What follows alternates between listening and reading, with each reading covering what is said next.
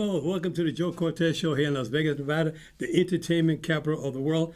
And of course, the food capital, because sometimes you can have a lot of entertainment, but you need some food. And I got a friend and his beautiful daughter, and who's on the show, Mark Rich, and his daughter Summers.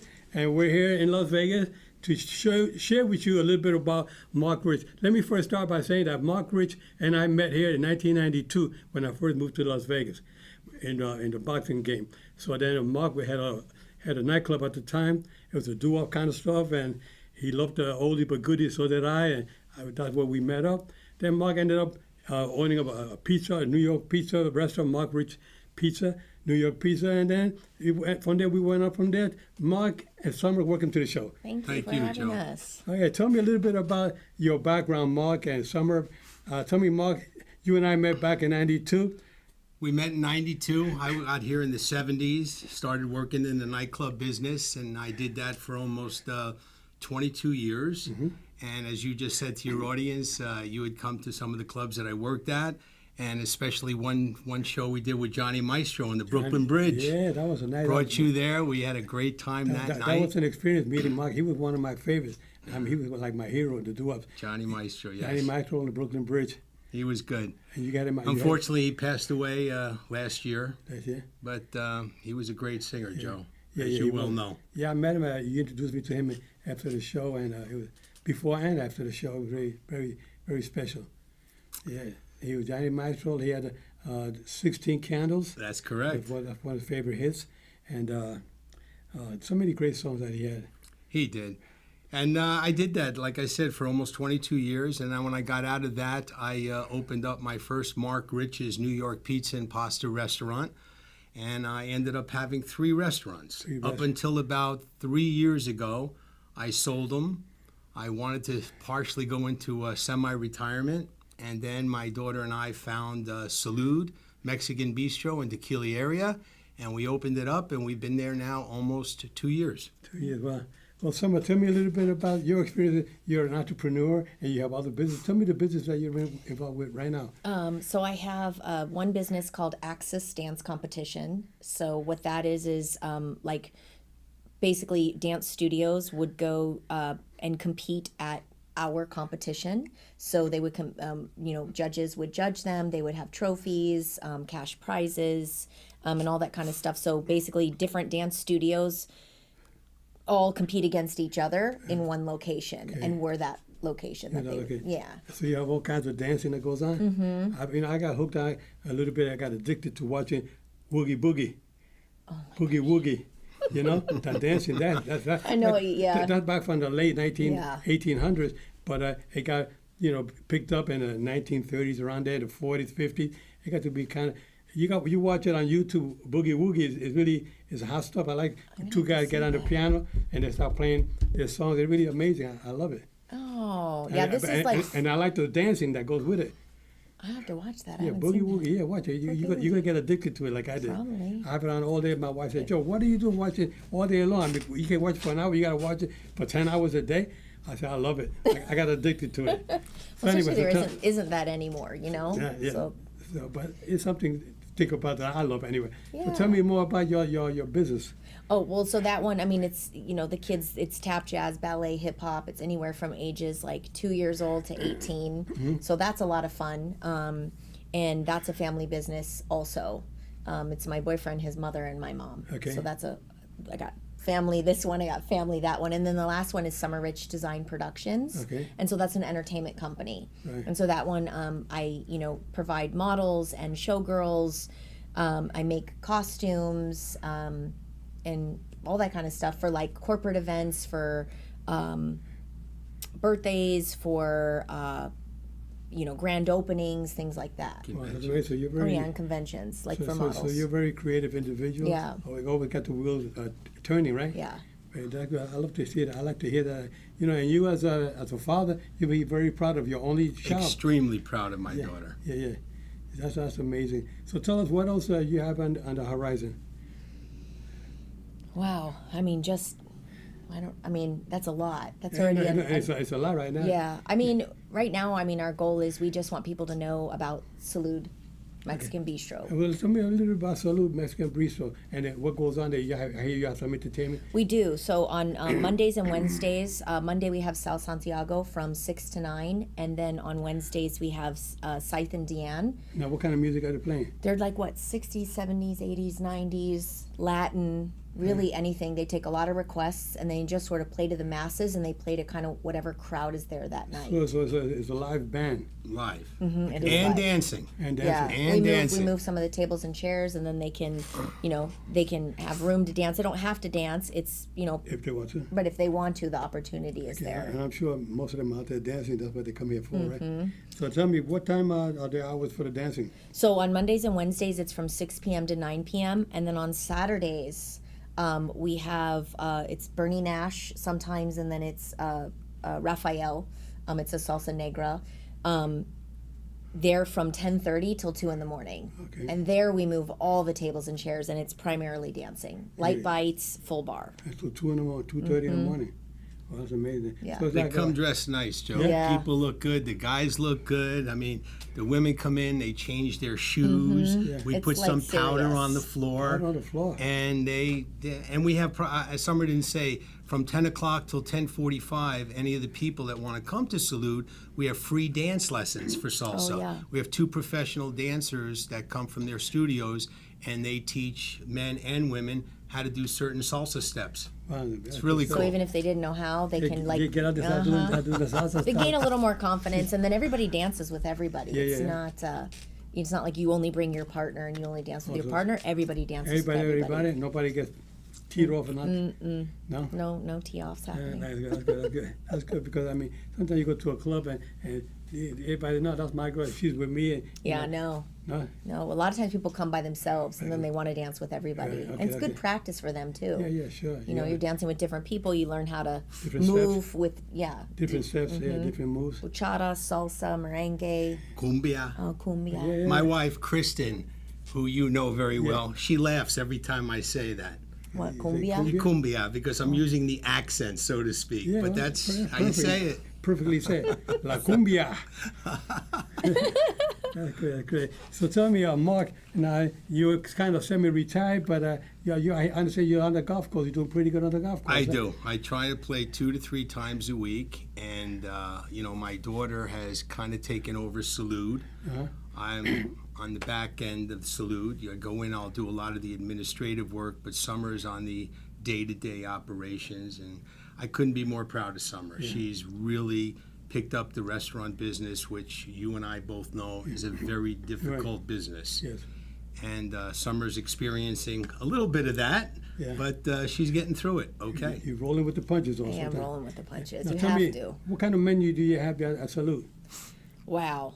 It's extensive. It's not traditional. It's the Salud way.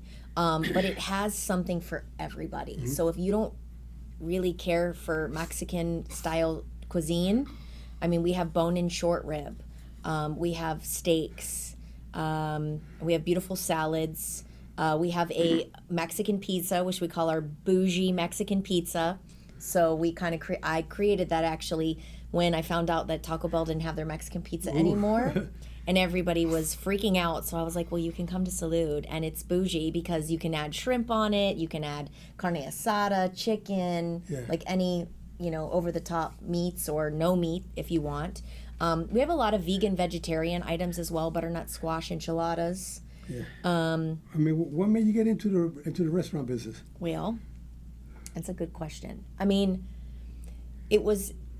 I mean, from pizza to I know. Italian to Mexican. Well, I didn't really have anything to do with Mark Riches because I was always dancing. Okay. So I've always wanted to be an owner. I've always wanted to be a boss. I've always eventually wanted to work for myself. Did I hear that right? You say you want to be a boss? A boss. A boss. A boss. B-O-S-S. BOSS. You want to be a boss. Boss. You feel like you're a boss now? Yes. Oh, yeah. Yes. Oh, yes, Daddy. Yeah. You didn't tell him about our bar. Yeah, tell me about the bar.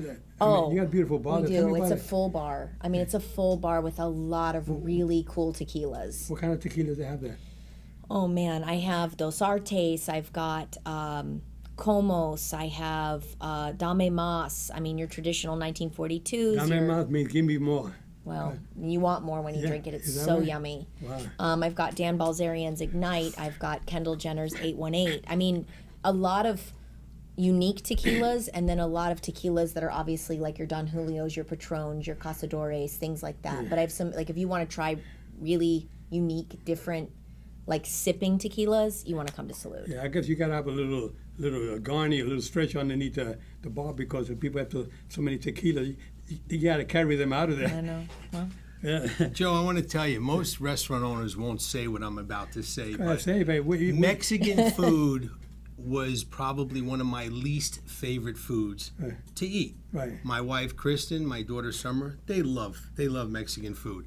Until we purchased Salud, and I started to see the way our chefs prepare the food, And the cook the food, presentation, and the presentation. It's like number 2 on my list now. I mean, Italian is still number 1, but Mexican is now number 2, and the food is good. we had coconut shrimp tacos the Coconut other shrimp day tacos, with, right. I had some octopus last week. I mean, it was really, it's Yeah. good stuff. I mean, going to look, I went there not too long ago, and I had lunch there, and it was very, very nice. What time you only open up for lunch, or was it a breakfast menu as well?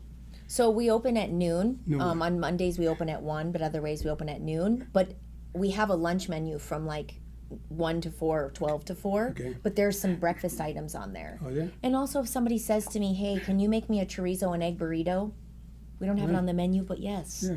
We 100%, we have all those ingredients, so of course we will. Yeah, so The you have- biggest thing in Salud is, like I did at Mark Rich's, and I tried to portray to my daughter, is when people come to Salud, we want them to be comfortable, as you and your wife were when you came. We just want people to sit back, relax, like they're in their living room or in their dining room. Watch, we have 3 big screen TVs. We have live music. But more than that, we just want you to be comfortable sitting there eating your food and enjoy yourself and have a good Kind of feeling time. like family. Yeah, no, I feel like family that day when I went there to help. Mark even took me back into the kitchen to meet some of the chefs back there. They were big fight fans, and they wanted Oh, to meet yeah. me. To me, Yes, it was an Pedro. honor. It was an honor meeting very nice individuals. And you have the day manager; she was there as well. Yeah, you have a good team. I do. I do Yeah, have a now- really now, good who team. selected the employees? I did. You did. Yes. Okay, so that's important, because you can have the best restaurant in the world, but if the help is not, charming with the guests, they don't want to come back again the second Amen. time. We I learned that very I quickly. felt very wanted when I went there. good. I feel like part of the family, which I am anyway. You are, Joe. Yeah. So many years already we go back, and you asked me a question before about boxing. I know you watched some of the fights. You asked me a question about which is the largest crowd of fans of referee. Well, one of the fights I was refereeing, I was telling you Julio Cesar Chavez, the Mexican fighter, one of the greatest, probably the greatest Mexican fighter in the history of boxing. And I refereed him against Greg Haugen from Henderson, I remember and that. that was 136,000 fans. And I mean, I couldn't believe it. At Azteca Stadium, the crowd was unbelievable. Just you, 2 boxers, and 136,000 people? Yeah, and I'm saying to, energy. and you know what I'm saying to myself, I'm making sure there's no rope to it. They can hang me in there, because if I had to stop Chavez or something, they're going to hang me right in the middle of that Oh, ring. wow. But no, it was cool. I had to stop the fight. Chavez was giving Haugen A beating? a beating. Haugen said some things, derogatory things against Chavez. Tell me, you beat a bunch of Tijuana taxi drivers, and I'm going to kick your butt when we get in there. So Chavez was very upset when he said Tijuana taxi drivers. Those are not the guys that I fought, because Chavez fought so many of the great ones. But anyway, so Chavez got it. Chavez put him down the first round, and then he could have stopped him, but no, he decided to punish him for another 4 rounds before I jumped in. He went down again. He was hurt. Then I decided to stop it up against the ropes. How was the audience when you stopped it? Oh, they were going crazy. They were going. I couldn't. When Chavez was coming into the ring, and they announced him, I had to cover my ears because they were so loud. The cheer was so loud. I just couldn't believe 136,000 fans rooting for Chavez, and maybe three of them rooting for Haugen, and that was his cornerman, his 3 cornermen. That was the only one rooting for him. Other than that, nobody was rooting for Haugen. So, you feel like I said to myself, well, I got to be sure I protect these fighters. Whoever gets getting hurt, I got to make sure he doesn't take too much unnecessary punishment. Wow. Yeah.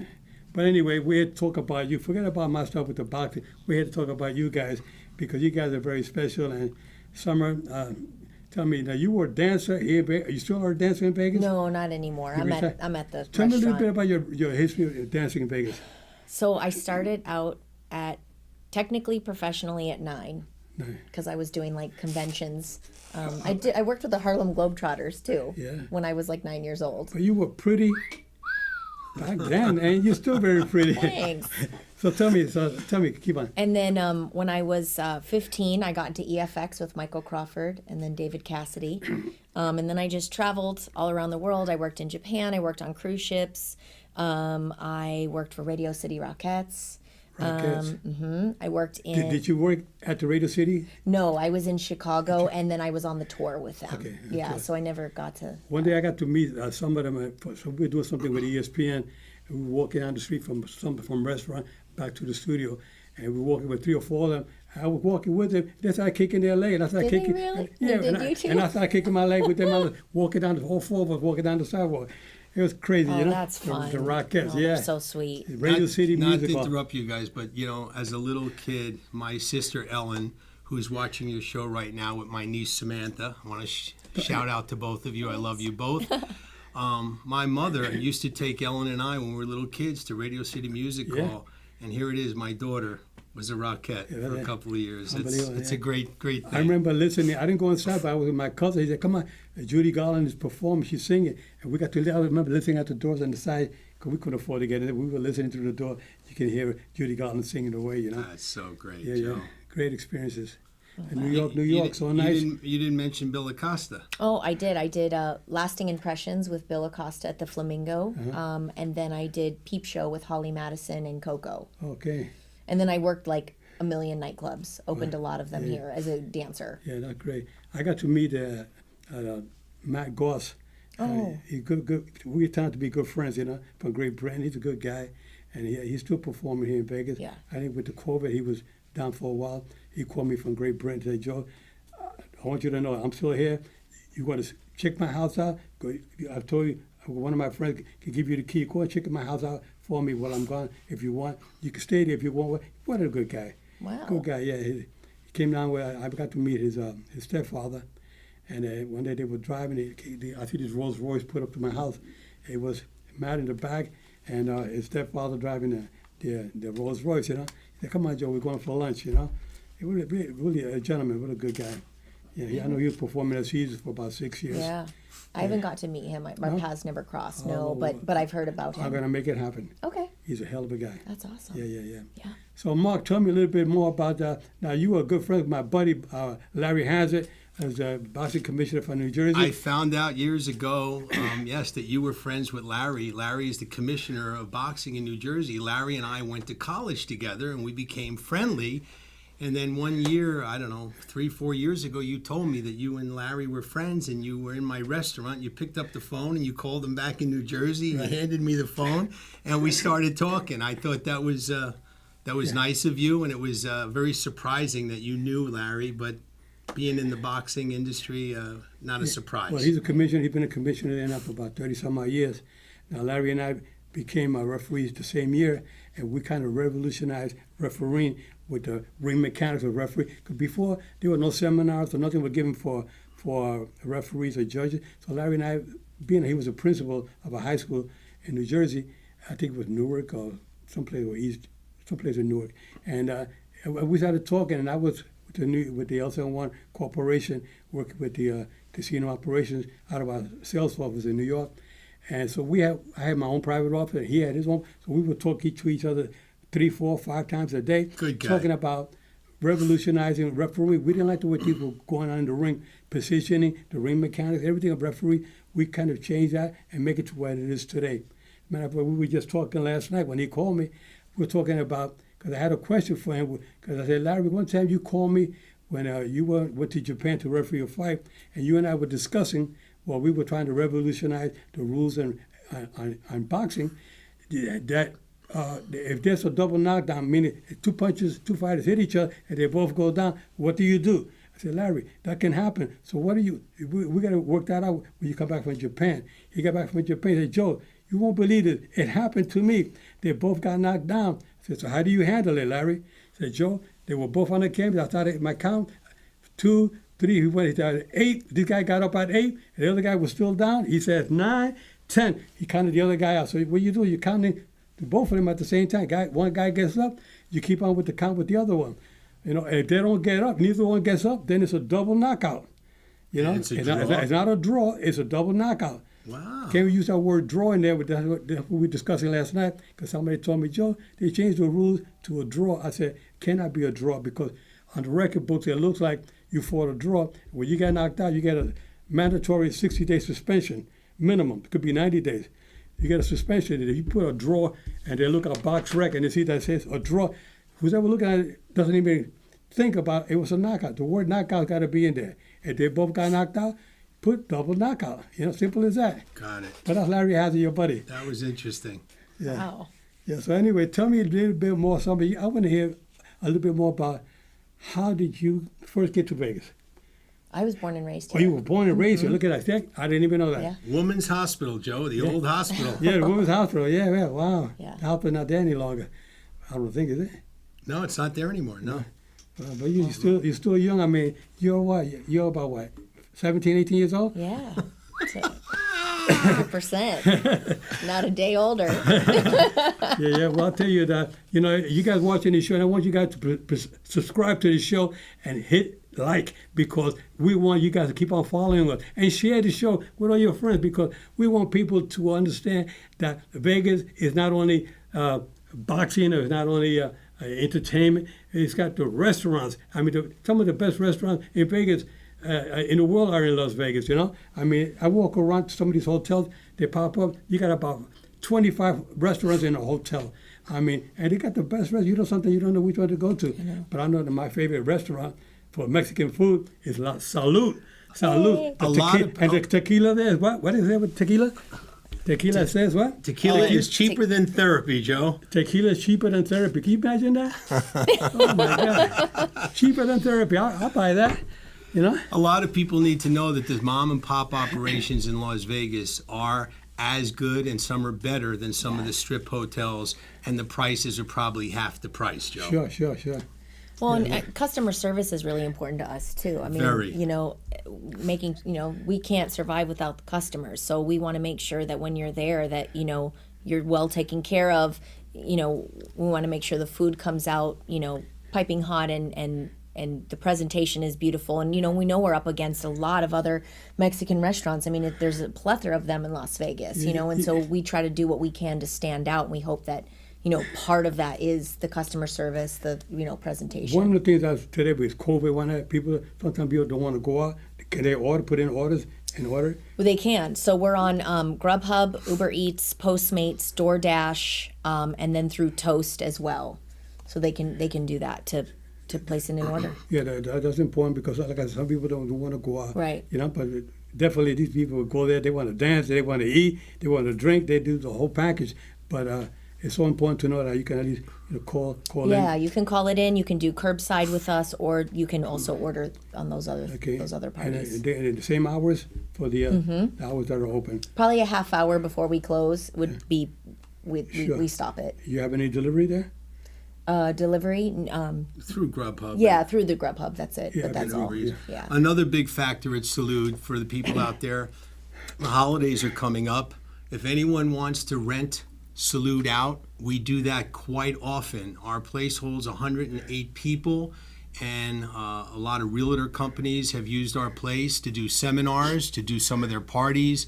We had quite a few Christmas parties last year, so if anyone is interested, our number is up on here on the screen, and we'd love to have you. And catering too. Catering too, yes. Yeah, especially with Very the big. holidays coming around. Yeah, great. So now they also have the quinceañeras, for Yeah. 15-year-olds. Yeah. We call it, back east we call it 16, but over Mexican style, they to 15 years, they have quinceañeras.